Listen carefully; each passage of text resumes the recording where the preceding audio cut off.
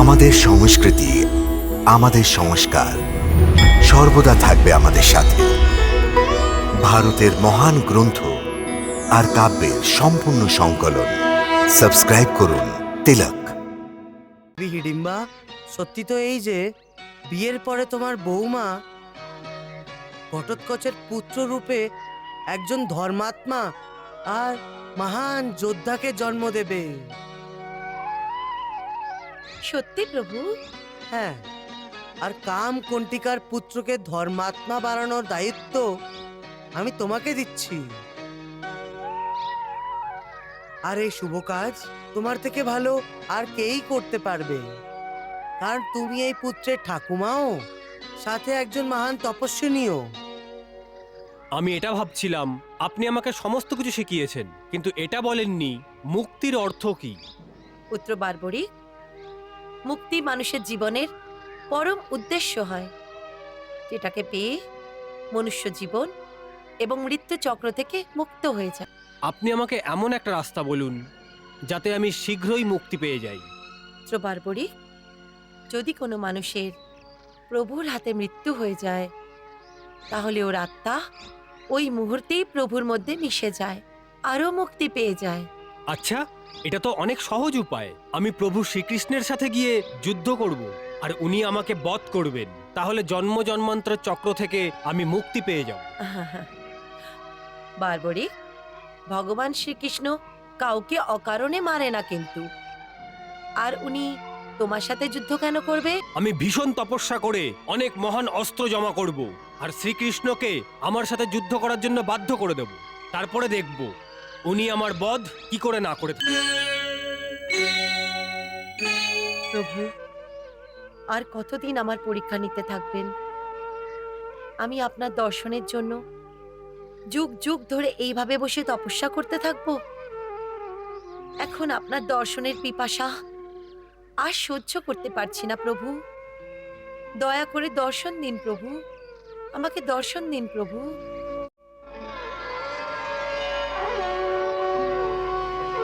পুত্রী হিডিম্বা,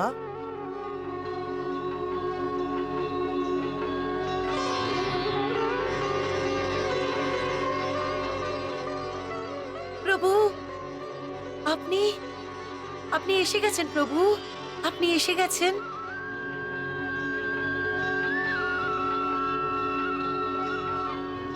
আমি আপনাকে চিনতে পেরে গেছি প্রভু, আমি আপনাকে চিনতে পেরে গেছি প্রভু। প্রভু, প্রভু, আপনি আমাকে দর্শন দিয়ে আমার মনের ইচ্ছা পূর্ণ করেছেন। আমি ধন্য হয়ে গেছি প্রভু, আমি ধন্য হয়ে গেছি। আমার তপস্যা সফল হয়ে গেছে প্রভু, আমার জীবন সফল হয়ে গেছে প্রভু, আমার জীবন সফল হয়ে গেছে। ওঠো পুত্রী।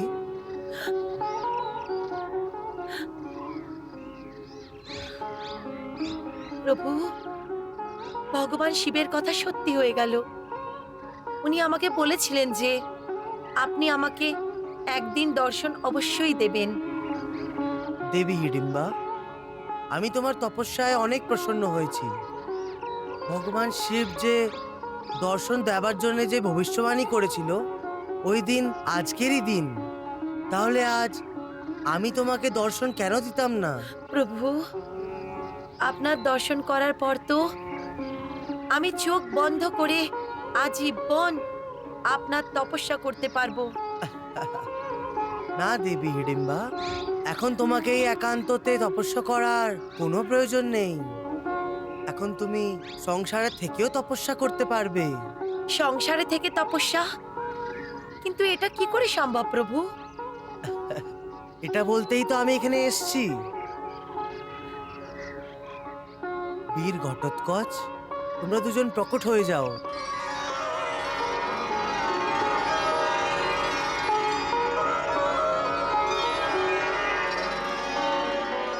সুখী ভব পুত্র।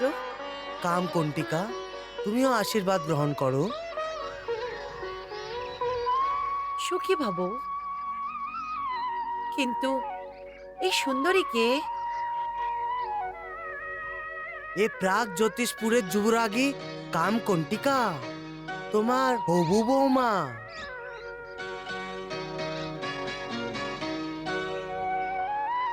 আর এদের বিয়ের জন্যই তোমাকে ইন্দ্রপ্রস্থতে নিয়ে যেতে এসেছি। কিন্তু প্রভু, আপনি তো এখন তপস্যার কথা বলছিলেন, আর এই সব কিছু তো আমাকে ঘর গৃহস্থির দিকে নিয়ে যাবে। সেই জন্যই তো আমি তোমাকে বলেছিলাম যে এখন তোমাকে সংসারে থেকেই তপস্যা করতে হবে। দেবী হিড়িম্বা, সত্যি তো এই যে বিয়ের পরে তোমার বৌমা ঘটোৎকচের পুত্র রূপে একজন ধর্মাত্মা আর মহান যোদ্ধাকে জন্ম দেবে। সত্যি প্রভু? হ্যাঁ, আর কাম কণ্টিকার পুত্রকে ধর্মাত্মা বানানোর দায়িত্ব আমি তোমাকে দিচ্ছি। আর এই শুভ কাজ তোমার থেকে ভালো আর কেই করতে পারবে, কারণ তুমি এই পুত্রের ঠাকুমাও, সাথে একজন মহান তপস্বিনীও। ঘটোৎকচের পুত্র বারবরীকে শিক্ষা এবং দীক্ষাই এক ধরনের তপস্যা, যা তোমাকে এই সংসারে থেকেই করতে হবে। আমি আপনার আজ্ঞার পালন করব প্রভু। যখন কামকণ্টিকা ভগবান শ্রীকৃষ্ণের কথা অনুযায়ী একজন সুন্দর বালককে জন্ম দেয়, তখন ঠাকুমা হিড়িম্বা বাসুদেবের আদেশ অনুযায়ী বার্বরিককে একজন ধর্মাত্মা বানানোর জন্য ওকে ভালো ভালো গল্প শুনিয়ে ওর মধ্যে ধার্মিক সংস্কারের বীজ বপন করতে থাকেন।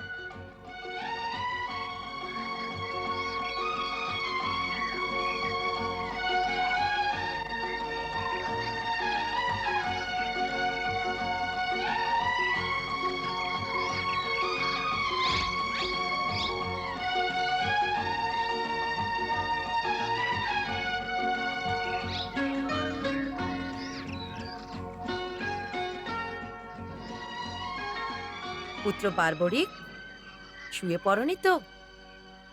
না ঠাকুমা, ভাবছিলাম। ভাবছিলে? কি ভাবছিলে?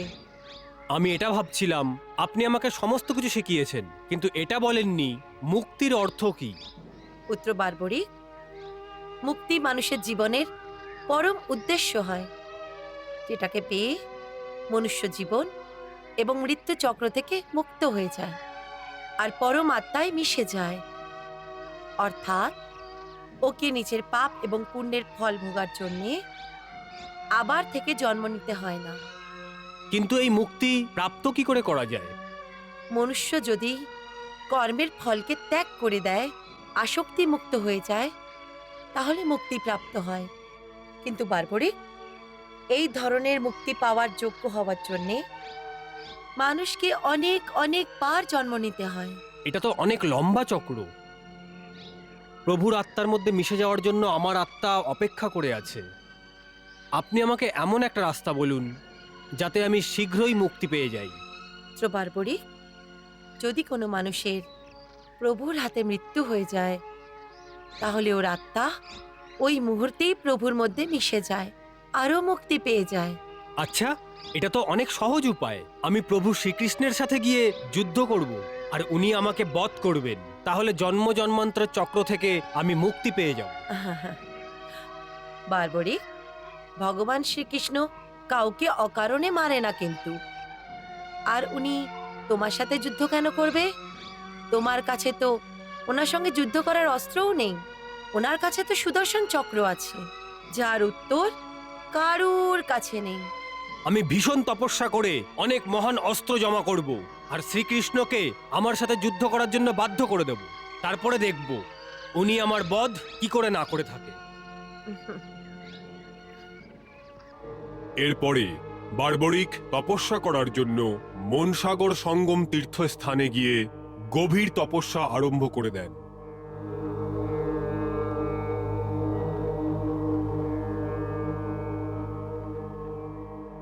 বার্বরিকের ক্রমাগত তপস্যায় প্রসন্ন হয়ে নবদুর্গা নিজের 9টি রূপ ওনাকে দেখান, আর এত শক্তি দেন ওকে যতটা শক্তি ত্রিলোকে আর কারোর কাছে ছিল না।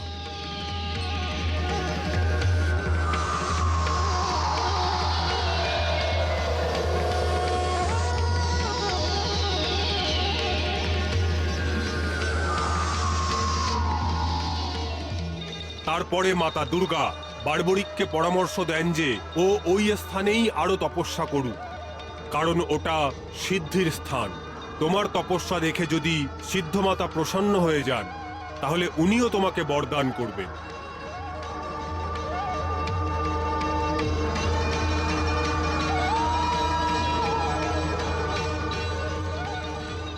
সিদ্ধমাতা বার্বরিককে বাসুদেব অস্ত্র প্রদান করেন আর গণপতির সাথে সম্পর্কিত সমস্ত বিদ্যা এবং অস্ত্রকে প্রদান করেন।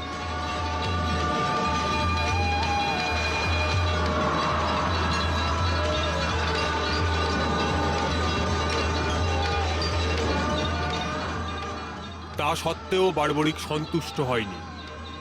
তারপর ও আরো তপস্যা করে দেবী সিদ্ধান্তিকা থেকে অপরাজিত বৈষ্ণবী মহাবিদ্যা প্রাপ্ত করে অজেয় হয়ে যায়।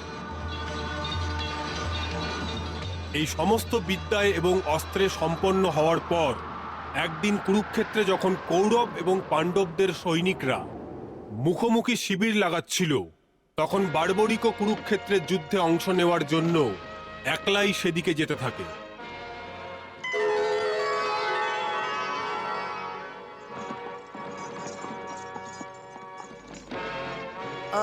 দাঁড়ান বন্ধু,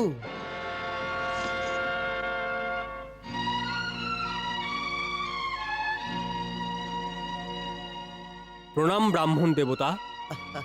কল্যাণ হোক বৎস, কল্যাণ হোক। হে ব্রাহ্মণ দেবতা, আপনি আর রণভূমিতে? আমি আমি পাণ্ডবদের পুরোহিত, কিন্তু আপনি আপনি বর্বরিক না? হ্যাঁ, কিন্তু আপনি আমাকে কি করে জানেন? আমি তো প্রত্যেককেই চিনি। আসলে আমার থেকে কিছুই লুকোতে পারবে না। তুমি একজন মহান যোদ্ধা যে এই যুদ্ধে ভাগ নিতে চাও, তাই না? আমি এই যুদ্ধে অবশ্যই অংশগ্রহণ করব, কিন্তু এখন না। এখন না? তাহলে কখন? আমি দুর্বলদের সাহায্য করার ব্রত নিয়েছি। কৌরব এবং পাণ্ডবদের মধ্যে যার পরাজয় হবে সেই পক্ষেই যুদ্ধ করব। আর তুমি এক মুহূর্তের মধ্যে এই মহাযুদ্ধকে সমাপ্ত করে দেবে, তাই না? হ্যাঁ, আপনি তো সত্যি সত্যি সবকিছু জানেন।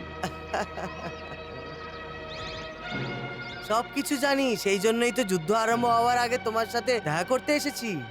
কিন্তু তুমি তো একলা, তোমার সৈনিকেরা কোথায়? আমার কোনো সৈনিক নেই ব্রাহ্মণ দেবতা, আমি একাই এসেছি। তুমি একলা, তা সত্ত্বেও এই মহাযুদ্ধকে মুহূর্তের মধ্যে শেষ করার উচ্চাকাঙ্ক্ষাও রাখো? এটা আমার উচ্চাকাঙ্ক্ষা না ব্রাহ্মণ দেবতা, আত্মবিশ্বাস এটা আমার। নিজের শক্তির ওপরে, নিজের সামর্থ্যের ওপরে, নিজের শাস্ত্রবিদ্যার ওপরে আর নিজের তপস্যার ওপরে সম্পূর্ণ বিশ্বাস আছে। বড় আশ্চর্যের কথা, তুমি যুদ্ধ করতে চাও আর তোমার কাছে কোনো সৈনিক নেই, আর আমি দেখতে পাচ্ছি যে তোমার তুনিরে শুধু 3টেই তীর আছে। অস্ত্রের কোনো প্রয়োজন নেই ব্রাহ্মণ দেবতা, এই মহাযুদ্ধকে সমাপ্ত করার জন্য আমার একটি তীরই প্রয়োজন। 3টি তীর তো অনেক। শুধু একটি তীর দিয়ে তুমি এই মহাযুদ্ধকে সমাপ্ত করে দেবে? আরে ভাই, আমি এরকম না কখনো দেখেছি আর নাই শুনেছি। কখনো এরকম তো না বর্বরিক, আপনি কোনো অলৌকিক শক্তি প্রাপ্ত করেছেন? আপনি ঠিক বুঝেছেন ব্রাহ্মণ দেবতা, সিদ্ধি মাতা থেকে আমি অপরাজিত বৈষ্ণবী মহাবিদ্যা প্রাপ্ত করেছি। এই বিদ্যার কারণে আমি অজেয় হয়ে গেছি, আমার বধ কেউ করতে পারবে না। কেউ না? আপনার বিশ্বাস হচ্ছে না ব্রাহ্মণ দেবতা? কি করে হবে? আপনি কি আমার চমৎকার দেখেছেন? ঠিক আছে, আমি নিজের বিদ্যার প্রদর্শন আপনার সামনে করছি, তারপর আপনার সন্দেহ বিশ্বাসে বদলে যাবে। আরে ভাই বর্বরিক, তোমার এই চমৎকার তো সত্যি দেখার মতো উচিত। দেখাও, দেখাও না, তাড়াতাড়ি দেখাও। অবশ্যই।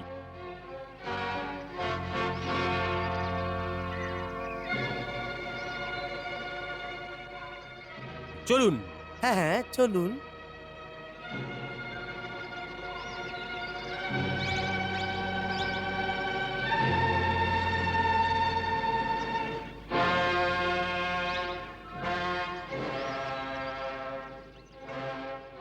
এই গাছটা দেখছেন আপনি? দেখছি।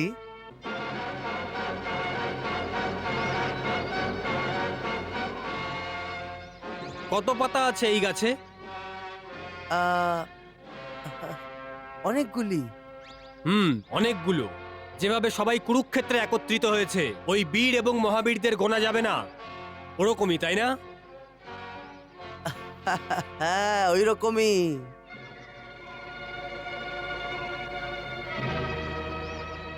আমি নিজের শুধু একটি তীরের প্রহারে এই গাছের প্রত্যেকটা পাতাকে নিশানা বানাচ্ছি। শুধু একটি তীর দিয়ে?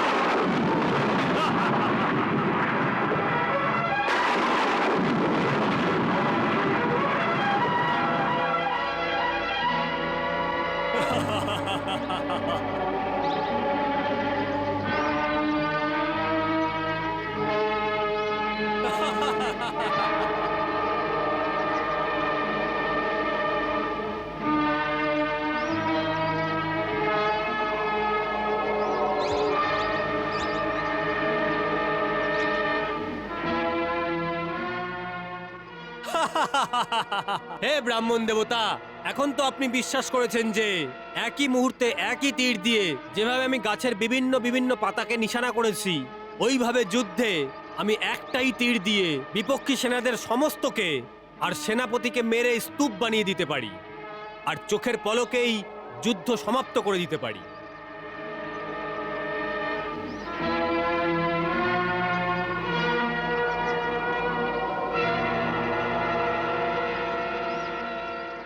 এখন আমার বিশ্বাস হয়ে গেছে, সম্পূর্ণ বিশ্বাস হয়ে গেছে যে তুমি এক মুহূর্তে এই যুদ্ধকে সমাপ্ত করতে পারো।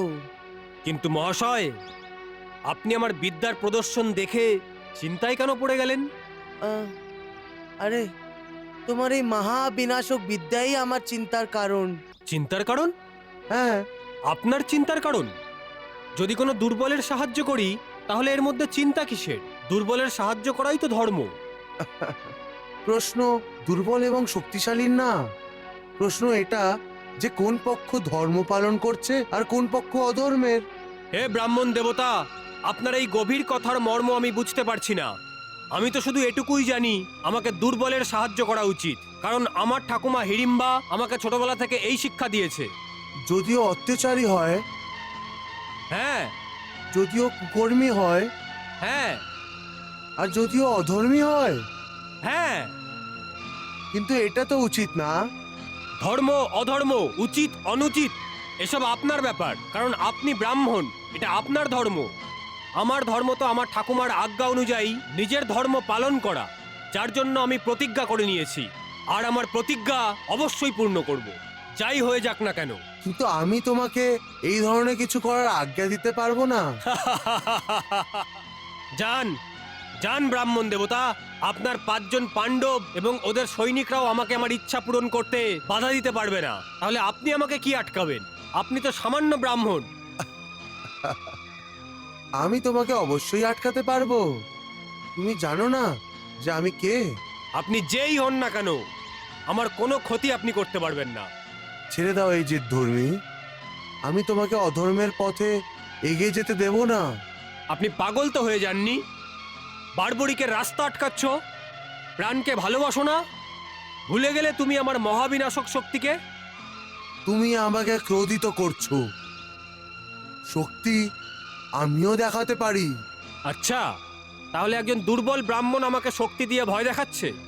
দেখাও তোমার শক্তি, আমিও দেখতে চাই তুমি আমাকে কি করে আটকাও। দাঁড়াও বর্বরিক। হে ব্রাহ্মণ দেবতা, আপনার কোন এমন শক্তিতে এত গর্বিত? হ্যাঁ, কোন শক্তিতে?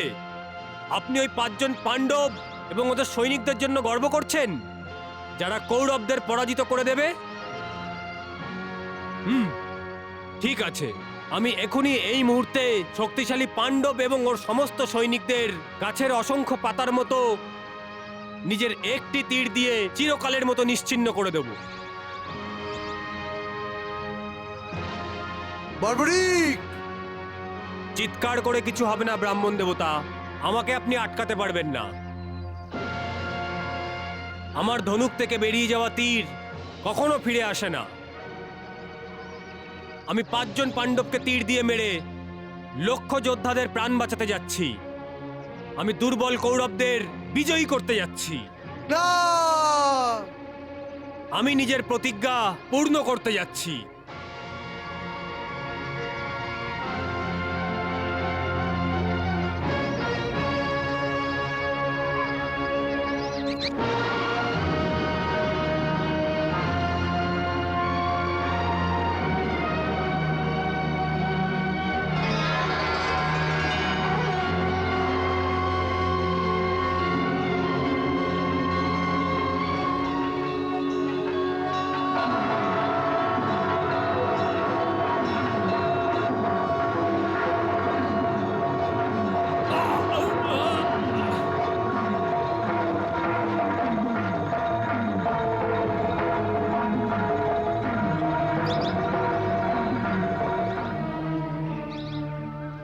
বর্বরিক, তুমি দুর্বল, কিন্তু অধর্মীদের সাহায্য করার প্রতিজ্ঞা পূর্ণ করার পাগলামি করে আমাকে বাধ্য করে দিয়েছো যে আমি নিজের হাতে তোমাকে বধ করে দেই।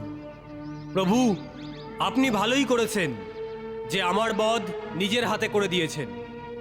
এটাই তো আমার ইচ্ছে ছিল, যা পূর্ণ করার জন্য আমি এখানে এসেছিলাম। হ্যাঁ প্রভু, আমি তো আপনাকে ব্রাহ্মণের রূপে আগেই চিনতে পেরেছি। ক্ষমা করুন প্রভু, আমি ইচ্ছে করেই আপনাকে ক্রোধিত করে বাধ্য করে দিয়েছিলাম, যাতে আপনি আমার বধ করে দেন। এই জন্য আমি নিজের অপরাজিত বৈষ্ণবী বিদ্যার প্রদর্শন করেছিলাম। আপনার হাতে আমার বধকে সম্ভব করার জন্যই আমি অনেক পরিশ্রম করে এই বিদ্যা প্রাপ্ত করেছি প্রভু। জানেন প্রভু, আমার ওই আকাঙ্ক্ষা যা ছোটবেলা থেকেই আমার মনে ঘুরপাক খাচ্ছিল। জানি, ছোটবেলায় তোমার ঠাকুমা হিড়িম্বা তোমাকে বলেছিল যে পরিত্রাণ পাওয়ার সবচেয়ে সোজা এবং সরল রাস্তা এটাই যে তুমি আমার হাতে নিজের প্রাণ ত্যাগ করে দাও। ধন্য হয়েছি প্রভু, আপনি তো অন্তর্যামী, আপনি তো সবকিছু জানেন। এটা আমার মূর্খতা ছিল যে আমি আপনাকে অন্ধকারে রেখে আপনার হাতে মোক্ষ লাভ করতে চেয়েছিলাম। বর্বরিক, তুমি অনেক তপস্যা করে যে অস্ত্র প্রাপ্ত করেছিলে আমার সাথে যুদ্ধ করার জন্য, যাতে আমি তোমাকে বধ করতে পারি, ওই তপস্যা আর মুক্তির জন্য তোমার ভক্তি তোমাকে পরিত্রাণের জন্য যোগ্য বানিয়ে দিয়েছে। বিধাতা তোমার মোক্ষের জন্য এই সময় নির্ধারিত করেছিল, সেই জন্যই আমাদের দেখা হয়েছে আর আমি তোমাকে বধ করে দেই। তাহলে আপনার হাতে প্রাণ ত্যাগ করে আমি মুক্তি পেয়ে গেছি তো প্রভু। প্রভু, আপনি আমার সবথেকে বড় ইচ্ছা তো পূর্ণ করে দিলেন, কিন্তু পরম ধর্মের দিকে প্রস্থান করার আগে আমি চাই আপনি আমার অন্তিম ইচ্ছাও পূর্ণ করে আমাকে আনুকূল্য করুন। বলো ভক্ত। প্রভু, আমি ধর্ম এবং অধর্মের এই মহাযুদ্ধে ধর্মের অধর্মের ওপরে বিজয় প্রাপ্ত করতে দেখতে চাই। ধর্মের পথে আপনি পাণ্ডবদের সাহায্য কি করে করেন? অত্যন্ত শক্তিশালী কৌরবদের বিশাল সৈন্যদের পরাজিত করার যে চমৎকার আপনি দেখাতে যাচ্ছেন, আমি ওই চমৎকারকে দেখতে চাই প্রভু। আমি আপনার লীলা দেখতে চাই প্রভু। আমার উপরে কৃপা করুন। পুত্র বর্বরিক, যুদ্ধের প্রথম থেকে সমাপ্তি পর্যন্ত তোমার এই কাটা মাথা জীবিত থাকবে, আর তুমি সম্পূর্ণ যুদ্ধকে দেখতে পাবে। তথাস্তু।